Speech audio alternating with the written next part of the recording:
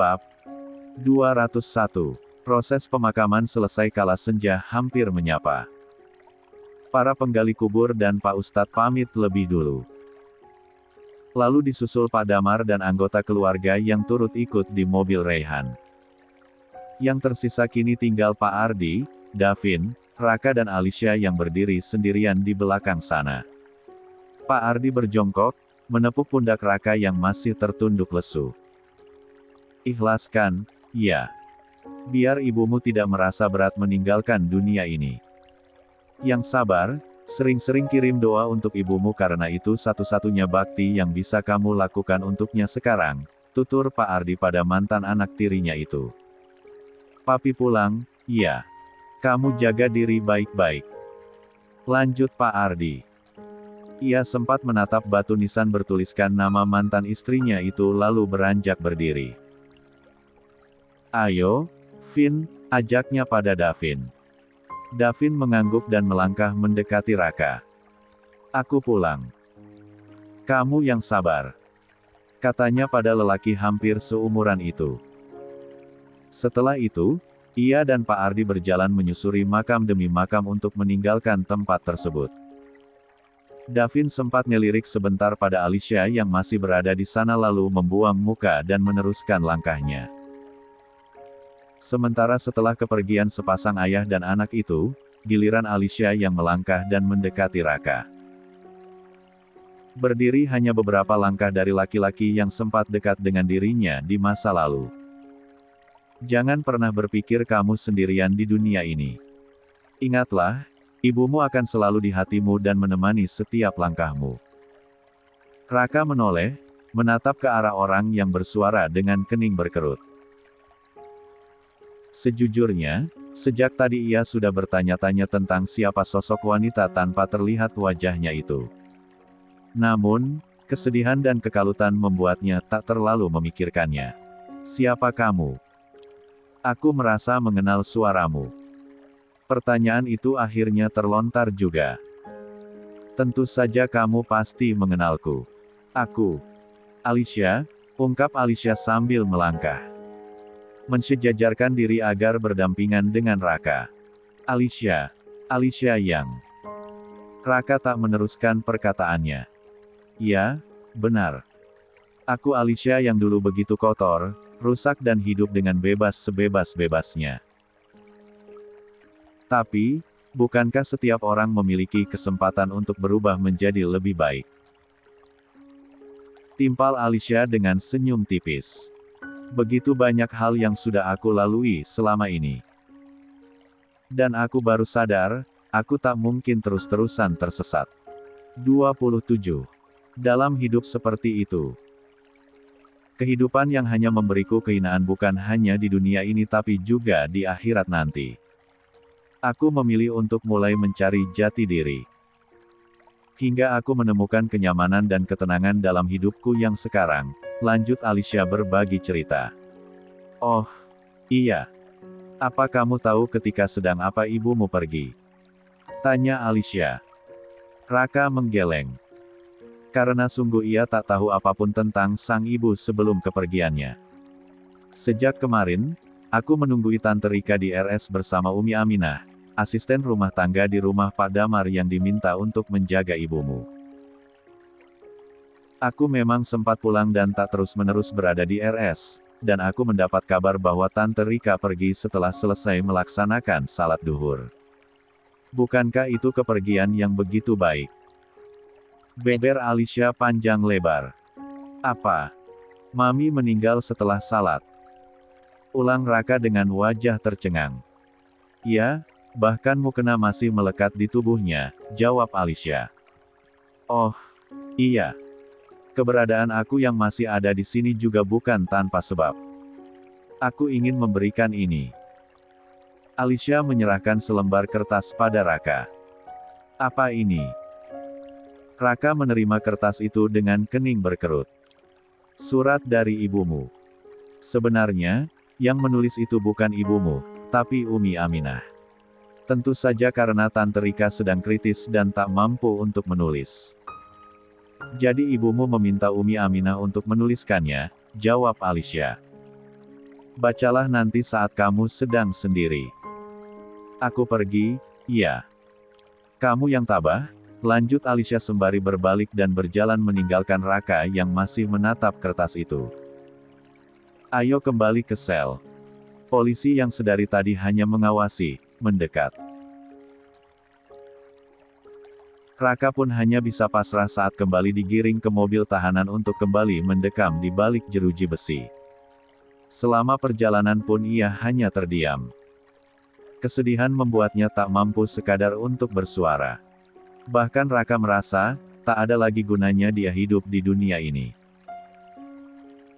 Sebatang kara, tinggal di penjara, membuatnya begitu putus asa. Masa depannya pun nampak suram dan gelap tanpa cahaya kebahagiaan. Sampai di sel, Raka langsung pergi ke toilet agar bisa membaca kertas itu seorang diri. Ia sudah tak sabar untuk segera mengetahui isinya. Di dalam sana, ia terduduk. Merogoh saku lalu mengeluarkan kertas tadi. Mulai membaca huruf demi huruf yang tertera di sana. Raka anakku. Saat kamu membaca surat ini, mungkin Mami sudah tidak ada lagi di dunia ini. Waktu Mami sudah habis, nak. Mami juga sudah lelah dengan kehidupan ini. Sekarang waktunya Mami untuk beristirahat. Maafkan Mami tidak sempat menemui dirimu untuk terakhir kalinya. Menatap paras tampan yang senantiasa Mami rindukan siang dan malam. Maaf karena Mami tak bisa lagi menemui dan menemanimu. Raka sempat mengusap air matanya. Menghilangkan buliran yang membuat buram penglihatannya. Ia juga sempat menarik napas sedalam mungkin untuk mengurangi sesak yang mulai menggelayut. Raka anakku, setelah Mami pergi. Hiduplah dengan baik, nak. Jauhilah hal-hal terlarang yang akan merugikan dirimu di dunia dan di akhirat. Jaga dirimu baik-baik. Maafkan Mami yang selama ini tak pernah mengajarimu tentang kebaikan dan ilmu agama. Mami menyesal, benar-benar menyesal karena hanya terus-menerus mengajarimu cara meraih dunia. Maafkan Mami yang gagal jadi ibu yang baik, nak. Semoga saja Allah mengampuni Mami. Mami menyayangimu, nak. Mami sangat mencintaimu bagaimanapun dirimu. Selamat jalan putraku, sayang. Tumpah sudah air mata Raka membaca kata demi kata di dalam kertas itu. Tubuhnya terduduk lesu di lantai tak. 28. Peduli badannya akan basah. Hatinya semakin sesak dengan tubuh berguncang. Mami, maafkan Raka, Mi. Raka belum bisa membahagiakan Mami selama ini. Raka hanya bisa menyusahkan Mami dan mengecewakan Mami. Maafkan Raka, Mi. Hati Raka hancur bukan main. Sebagai seorang anak, ia sadar, belum bisa membalas budi atas kebaikan dan pengorbanan sang ibu tercinta. Ia belum bisa membahagiakan ibunya itu namun takdir berkata lain, ajal terlanjur menghampiri malaikat tak bersayapnya hingga kini yang tersisa hanyalah penyesalan yang dalam dan berkepanjangan. Selepas mendirikan salat maghrib berjamaah, keluarga Adiputra menggelar doa bersama untuk almarhumah Rika. Bagaimanapun, Rika pernah menjadi bagian dari keluarga itu. Pun pernah tinggal di rumah itu dalam waktu yang cukup lama. Hingga tak ada salahnya mengirimkan banyak doa demi ketenangan almarhumah. Ayat demi ayat Al-Quran terus menggema di rumah megah tersebut. Hampir seluruh pengisi rumah larut dalam kehusyukan. Terkecuali Ayu dan Riri yang sama-sama harus menunggui bayinya masing-masing. Pengajian dan doa bersama itu pun berakhir saat azan Isya berkumandang. Lalu mereka melanjutkan dengan salat Isya berjamaah, menambah nuansa kekeluargaan yang semakin dekat dan akrab. Apalagi besok para anggota keluarga akan kembali ke rumahnya masing-masing. Salat Isya berjamaah selesai dilaksanakan, mereka semua melanjutkan makan malam bersama. Makan malam yang mungkin akan menjadi momen terakhir kebersamaan mereka di rumah itu. Mereka tak ingin menyia-nyiakan kesempatan itu. Banyak cerita dan tawa yang saling terbagi di antara mereka hingga suasana begitu hangat dan dekat. Apalagi para sesepuh yang sudah lanjut usia seperti Pak Damar, Pak Lukman, dan Pak Ardi. Mereka begitu asik saling bercengkrama meski makan malam telah berakhir. Raya yang semula ikut bergabung di sana, mulai jenuh dengan obrolan para orang tua tersebut. La pun memutuskan untuk keluar rumah. Mencari udara segar sembari menikmati pemandangan malam yang begitu cerah dan indah. Bulan hampir penuh menggantung di atas sana. Dikelilingi bintang-bintang yang bertaburan dan berkelap-kelip terang. Mbak Raya. Raya menoleh kala mendengar seruan padanya. Senyumnya langsung tersungging saat menatap Raihan yang sedang berjalan ke arahnya. Iya, Mas Ray. Kenapa? Tanya Raya. Maaf tadi gak sempat jemput. Mbak Raya pulang naik apa? Timpal Raihan. Gak apa-apa, aku ngerti kok. Mbak Ayu soalnya tadi langsung telepon aku, ngabarin kalau Tante Rika meninggal dan semua keluarga melayat ke sana, jawab Raya. Oh, iya, aku pulang naik Grab. Soalnya tadi sempat mendung, aku kira mau hujan taunya gak jadi. Sempat deg-degan sih, soalnya itu pertama kalinya bepergian dengan orang asing. Tapi alhamdulillah lancar, lanjut Raya berbagi cerita. Syukurlah. Saya turut lega mendengarnya, timpal Raihan. Raya manggut-manggut pelan. Hatinya mendadak berdebar tak karuan. Hingga memainkan batu di bawah sana dengan kakinya untuk mengurangi ketegangan. Oh, iya, Mas Ray. Aku mau ngucapin makasih banyak. Terima kasih karena selama aku di sini, Mas Ray sering 29. Direpotkan. Harus mengantar jemput aku kuliah dan mendengarkan kecerewetan aku selama di jalan. Makasih, ya. Tapi tenang saja, besok aku pulang kok. Jadi gak akan ada yang merepotkan Mas Ray lagi, tutur Raya dengan senyum lebarnya. Senyum untuk menutupi kegetiran hatinya yang tiba-tiba saja merasa sedih dengan keadaan itu. Berhari-hari tinggal di sana, membuat Raya lumayan dekat dengan Raihan. Banyak cerita dan momen yang mereka lalui berdua. Banyak pula tawa yang mengiringi perjalanan mereka setiap harinya. Dan esok, saat Raya harus kembali ke rumah, semua kebersamaan itu hanya tinggal kenangan. Entah kenapa Raya merasa berat dengan perpisahan itu. Perpisahan yang entah kapan akan dipertemukan kembali. 30. Malam minggu kali ini, terasa begitu syahdu untuk Raya. Malam minggu yang berbeda dari malam minggu sebelum-sebelumnya. Jika malam minggu biasanya ia hanya menghabiskan waktunya seorang diri di kamar dengan membaca buku atau sekedar scroll media sosial, berbeda dengan malam minggu kali ini. Di bawah langit malam dengan sinar bulan yang terang dan bintang gemerlapan, dia tengah duduk di kursi halaman berdua dengan Raihan. Tak benar-benar berdua sebenarnya, karena beberapa orang masih berlalu lalang di sekitar halaman rumah Pak Damar untuk mengecek segala persiapan esok hari. Tenda, kursi, sound system, semuanya. Sebelumnya, Raya dan Raihan memang sama-sama berdiri karena niatan awal yang hanya untuk bertegur sapa sebentar. Namun, karena menghalangi jalan orang-orang yang berlalu lalang, akhirnya mereka pun memutuskan untuk duduk saja. Hawa malam itu sebenarnya sejuk dengan angin yang berhembus, tapi entah kenapa Raya merasa dirinya kegerahan. Panas menyerang seluruh badannya dari ujung kaki hingga ujung kepala. Dadanya juga terasa berdebar-debar tak karuan. Permen, Mbak. Raihan mengulurkan sebuah permen min ke arah Raya. Sepertinya sedikit gelisah, lanjutnya menebak. Raya menoleh lalu tersenyum canggung. Boleh, timpalnya seraya mengambil permen tersebut lalu mengupas bungkusnya dan memakan isinya.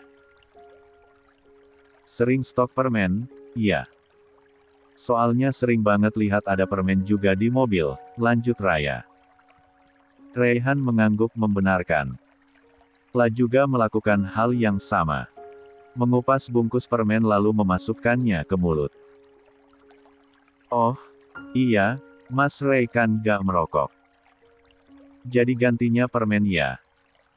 Timpal Raya lagi. Gak niat buat ganti rokok juga. Suka saja.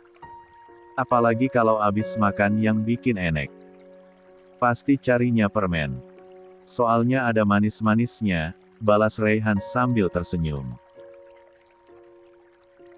Bukan ada manis-manisnya tapi manisnya kebangetan, kayak. Raya langsung berhenti berbicara lalu menggigit bibir bawahnya pelan-pelan. Kayak apa, Mbak? Tanya Rayhan penasaran. Kayak gula lah. Yang maniskan gula bukan aku, jawab Raya berkelakar. Mbak Raya bisa saja. Senyum Rayhan kian lebar mendengar candaan Raya. Bercanda, Mas, biar gak dingin, balas Raya. Loh, memang dingin, ya. Bukannya anginnya segar? Tanya Rayhan. Bukan hawanya, Mas, tapi suasananya. Dingin, kaku, gitu maksudnya, jawab Raya menjabarkan. 31. Oh alah, kirain Mbak Raya kedinginan. Mana saya gak bawa jaket, timpal Rayhan. Astagfirullah. Raya menepuk keningnya sendiri tiba-tiba. Kenapa, Mbak? Rayhan nampak mengernyit keheranan. Sampai lupa jaket Mas Ray belum dikembalikan. Maaf ya. Nanti aku ambilkan deh, ungkap Raya gak enak. Gak apa-apa, Mbak, santai saja, balas Rayhan. Takutnya kebawa pulang besok, jawab Raya. Kalau memang bermanfaat gak apa-apa kok, bawa saja. Timpal Rayhan. Ish, jangan, Mas. Masa dibawa? Sudah pinjam masa diminta pula. Kan gak enak, sahut Raya buru-buru. Kalau mau dan bermanfaat, silakan saja mau dibawa juga. Anggap saja sebagai kenang-kenangan. Tapi kalau gak mau, gak apa-apa tinggalkan saja di kamar yang ditempati Mbak Raya, nanti saya ambil kalau Mbak Raya dan keluarga sudah pulang, ujar Rayhan memberi pilihan. Mau kok, mau. Kebetulan aku memang gak punya jaket seperti itu untuk naik motor. Padahal enak bahannya lumayan bisa menahan angin selama di jalan, timpal Raya buru-buru. Tapi, emang beneran gak apa-apa. Takutnya jaket itu kesayangan Mas Ray sendiri, lanjut Raya menimbang-nimbang. Kata Pak Kiai di pesantren tempatku menimba ilmu, alangkah lebih baiknya jika kita memberikan barang untuk orang lain, adalah barang yang bagus. Apalagi jika barang itu adalah barang yang paling disayangi. Pahalanya tentu lebih banyak daripada memberikan barang yang sudah tidak kita inginkan apalagi sudah tak layak pakai, timpal Rayhan. Berarti jaket itu juga kesayangan Mas Ray dong, makanya diberikan. Tanya Raya. Gak apa-apa. Kalau bermanfaat pakailah. Saya masih punya jaket yang lain, timpal Rayhan. Ya Allah, Mas Ray baik banget. Jadi terharu. Makasih banyak, ya. Aku janji, suatu saat aku akan menggantinya dengan barang lain, balas Raya dengan mata berbinar-binar. Gak usah, Mbak. Saya ilhas kok. Beneran? Sahut Rayhan buru-buru. Oh, iya. Memangnya besok, Mbak Raya dan keluarga jadi pulang? Lanjutnya bertanya. Insya Allah jadi. Sudah lama juga rumah ditinggalkan. Kasian, jawab Raya. Kasian kenapa, Mbak? Gak akan nangis ini, balas Rayhan berkelakar. Ada-ada saja Mas Rayhan ini, rumah memang mana bisa nangis. Tapi bisa kotor, berdebu, jadi sarang laba-laba, dan lapuk kalau ditempati terlalu lama, balas Raya. Jangankan rumah, apalagi hati kalau terlalu lama gak ada yang nempatin, lanjut Raya begitu pelan. Iya, Mbak, kenapa? Tanya Rayhan yang mendengar samar ucapan Raya. Oh, enggak, gak apa-apa. Raya tersenyum kikuk. Sepertinya sudah semakin malam. Anginnya juga makin dingin. Aku masuk dulu ya, Mas. Mau istirahat. Lanjut Raya seraya menggosok-gosok kedua telapak tangannya lalu bangkit berdiri. 32. Iya, Mbak, silakan. Kebetulan saya mau jaga-jaga dulu malam ini. Mau keliling sekitar halaman juga, timpal Raihan. Oh, gitu. Baiklah, aku masuk, ya. Selamat malam, balas Raihan. Malam juga, Mbak. Selamat istirahat. Timpal Raihan. Raya tak lagi menimpali. Dia langsung membalikkan badan sambil mengulum senyum dengan hati berdebar-debar. Bahaya kalau aku terlalu lama duduk bareng Mas Raihan. Bisa-bisa aku makin baper dan sulit mengontrol perasaan. Hadeh. Capek deh, Raya. Gini amat rasanya jatuh cinta tapi gak boleh pacaran dulu. Nasib. Raya terus bergumam dalam hatinya sembari melangkah menuju rumah. Komitmen dirinya yang pernah mengatakan tak ingin berpacaran sebelum lulus kuliah, membuat dirinya harus mati-matian menahan perasaan. Menolak berbagi pesona laki-laki yang mendekatinya. Tapi sayangnya, pesona ketampanan dan kesopanan Raihan mampu mendobrak hati Raya yang semula terkunci rapat.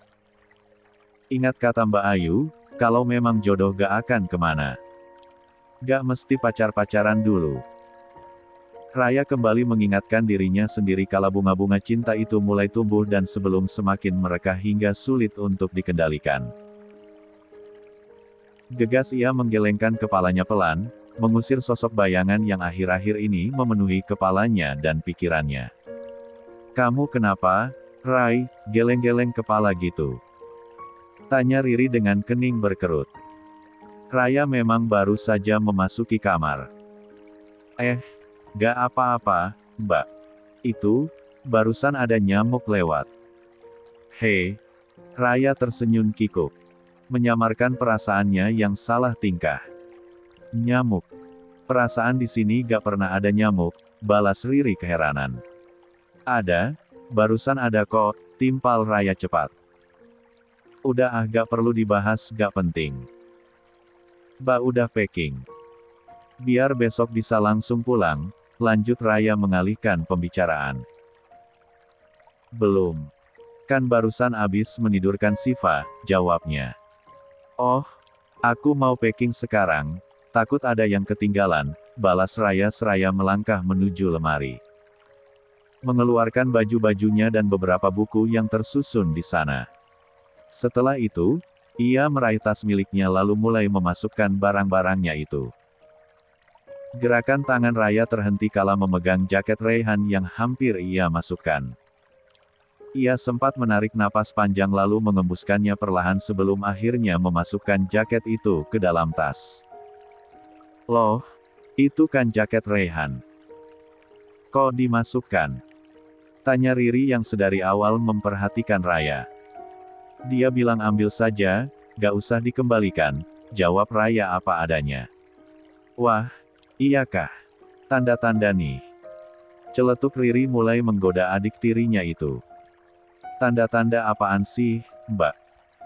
Jangan mulai deh, lagi bad mood nih, timpal Raya dengan wajah muram. 33. Kamu kenapa sih? Wajahnya tiba-tiba ditekuk gitu. Padahal tadi ceria-ceria aja, tanya Riri keheranan. Gak apa-apa. Sedih aja harus berjauhan lagi sama Via. Padahal aku belum puas gendong dia, cium dia, mainin dia, jawab Raya sendu. Selain karena akan berpisah dengan Raihan, keponakan barunya itu pun memang alasan kesedihan dia meninggalkan rumah itu. Padahal biasanya, sebelum kuliah, sepulang kuliah, saat-saat ada waktu luang, dia selalu menyempatkan diri untuk mengasuh keponakannya itu meski hanya sebatas menggendong dan memperhatikan wajah lucunya ketika tidur. Tinggal sering-sering aja datang ke sini. Kamu kan bisa bawa motor. Pulang kuliah, mampir deh tuh ke sini. Nginap. Selain bisa sering-sering ketemu Via, bisa juga ketemu Raihan, jawab Riri enteng. Cek, gak enak kalau gak bareng-bareng keluarga kayak gini. Sungkan kalau datang sendirian, timpal Raya apa adanya. Sungkan kenapa? Orang keluarga Davin baik semua, balas Riri. Udah aku mau tidur. Ngantuk, selamat malam. Jawabnya sambil menarik selimut lalu berbaring. Perasaannya sedang tak karuan hingga tak berselera untuk banyak berbicara. Belum tidur, Mas. Nuri yang baru selesai menidurkan Naufal keluar kamar sejenak untuk mengambil air minum. Ia melihat pintu depan sedikit terbuka dan ternyata ada Ricky yang sedang termenung di teras hingga memutuskan menghampirinya. Belum. Lagi cari angin dulu, jawab Ricky. Kamu juga kenapa belum tidur? Ibu hamil jangan tidur terlalu malam loh. Gak baik buat kesehatan, lanjutnya perhatian. Abis bawa air minum dulu, jawab Nuri sembari mendaratkan badannya di samping Ricky. Astagfirullah, aku tadi lupa siapin, maaf. Pekik Ricky, padahal biasanya dia yang selalu siaga menyiapkan ini itu kebutuhan istrinya. Gak apa-apa, aku bisa kok, lagian kan Mas pasti capek banget. Apalagi tadi riweh ngurusin pemakamannya Nyonya Rika, balas Nuri. Oh, iya. Apa Mas tadi ketemu Raka? Lanjut Nuri. Ada sesak yang begitu hebat saat harus menyebut nama itu. Ricky mengangguk mengiyakan. Teringat kembali amarahnya yang berkobar kala menatap laki-laki itu. Sampai-sampai ia hampir hilang kendali andai pikirannya tak keburu sadar. Beruntung, tadi Ricky langsung teringat janjinya pada Nuri untuk tak pernah mengungkap kejadian itu pada siapapun apalagi pada Raka selaku pelaku. Kalau sampai laki-laki itu tahu aku mengandung anaknya, aku janji akan pergi jauh meninggalkan kota ini. Pergi sejauh-jauhnya hingga tak akan ada seorang pun yang mengenaliku. Aku tak rela anak ini memiliki seorang ayah bajin 9an seperti dia. Aku gak mau. Sampai kapanpun ini anakku. Hanya anakku. Ricky selalu teringat kata-kata emosional Nuri yang kerap kali dikatakan istrinya itu.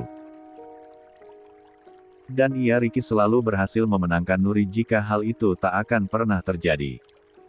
Karena di mata dunia, anak itu adalah anaknya. Mas gak bilang apapun kan sama dia. Mas gak bicara tentang aku dan kehamilanku kan? Tanya Nuri dengan 34 wajah cemas. Enggak, sayang, enggak. Aku gak bicara apa-apa. Aku bahkan gak menyapanya sama sekali. Kamu tenang ya. Ricky memegang kedua bahu Nuri yang selalu panik ketika membahas hal itu. Menariknya pelan lalu merengkuhnya ke dalam dadanya. Aku takut, Mas. Aku takut dia tahu aku mengandung anaknya. Aku takut suatu saat dia akan membawa anakku. Aku takut dia akan menyakiti anakku. Nuri terus meracau dalam pelukan suaminya itu. Tidak akan, itu tidak akan terjadi. Aku janji. Kamu tenang, iya. Jangan banyak pikiran. Nanti kamu mengalami flek lagi dan itu membahayakan bayimu. Timpal Ricky mencoba menenangkan sang istri yang seolah memiliki trauma setiap kali mengingat nama Raka. Seolah ada ketakutan besar di hatinya. Terima kasih ya, Mas. Terima kasih karena selalu ada buatku. Tukas Nuri dengan nada suara mulai tenang. Itu karena aku menyayangimu, karena aku mencintaimu. Bukan hanya kamu, tapi juga anak-anakmu yang berarti anak-anakku juga. Tenang, ya. Selama aku ada bersamamu, kalian ajak baik-baik saja, timpal Ricky begitu lembut. Kata-kata yang selalu dikatakan Ricky, bak penenang ajaib yang mampu langsung mengubah suasana hati Nuri yang semula gelisah menjadi normal terkendali lagi. Aku juga mencintaimu, Mas. Sangat mencintaimu. Melebihi apapun yang ada di dunia ini, kata Nurisraya menarik kepalanya dari Ricky dan kini keduanya saling bertatapan dalam jarak begitu dekat. Ricky tersenyum penuh ketulusan. Tangannya terulur untuk mengusap lembut wajah sang istri. Ia pun mulai mendekatkan wajahnya ke wajah istrinya itu. Mengecup bibir sang istri dengan debaran jantung yang begitu cepat. Tanpa dapat dikendalikan, ia kembali mencifem bibir istrinya itu. Kali ini lebih lama dan lebih panas hingga jantung keduanya sama-sama memburu hebat. Tangannya pun tak bisa dikontrol. Dengan bebas bergerilya di beberapa bagian tubuh istrinya. Tanpa sadar, jika sedikit lagi, keduanya akan larut dalam dosa besar yang tak boleh mereka lakukan meski mereka adalah pasangan suami istri yang sah.